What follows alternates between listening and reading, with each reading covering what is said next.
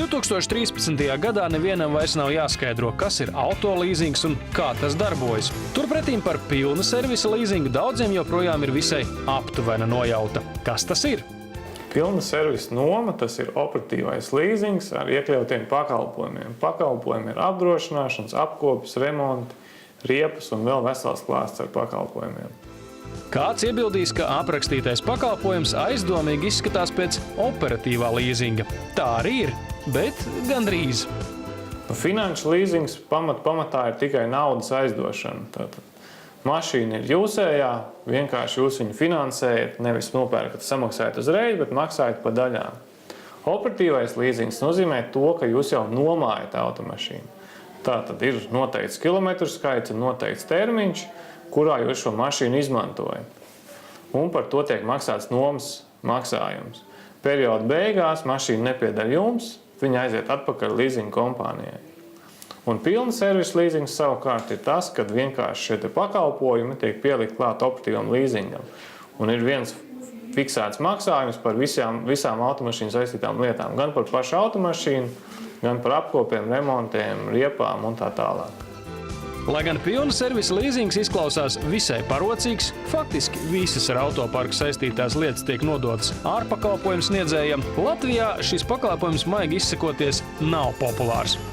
Šobrīd, kā rāda statistika, tad pilna servisa līzings, ilgtermiņa noma vai vienalga, kā mēs to saucam, sastāv aptuveni 10% no jauno automašīnu tirgus.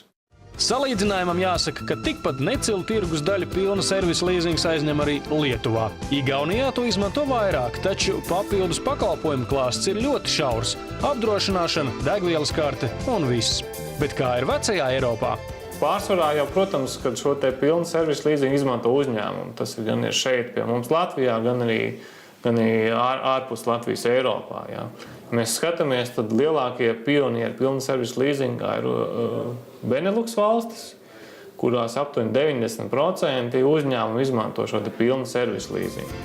Tas lielā mērā izskaidro, kāpēc Nīderlandē un Beļģijā ir pilnas ielas ar premium automašīnām tik trūcīgās komplektācijās kā savulaik eksāmenu bembīši CSDD. Latvijā ejošākais segments ir kompaklases pasažieru auto, kā arī mazie furgoni, tautā saukti par bulkuvāģiem. Šobrīd autotirgu, protams, visaktīvākie ir uzņēmumi, kas atjauno savus autoparkus, privātpersonas vēl diezgan ir nogaidošā režīmā, jā, un vēl, teiksim, iztiek ar saviem vecajiem resursiem, kas ir uzņēmumi, protams, skatās. Tātad visaktīvākie ir tie, kas grib gan ietaupīt izmaksas, gan uz pašu mašīnu, gan uz tās mašīnas arī apkalpošanu, jo kā zināms, katrs pamatlīdzeklis, vienalga vai tā ir automašīna vai dators vai kas cits, prasa savu laiku, atrast viņu, sataisīt viņu, beigās no viņa tikt vaļā. Jā, laika vērtību un izmaksu pie mums tā arī nav iemācījušies novērtēt.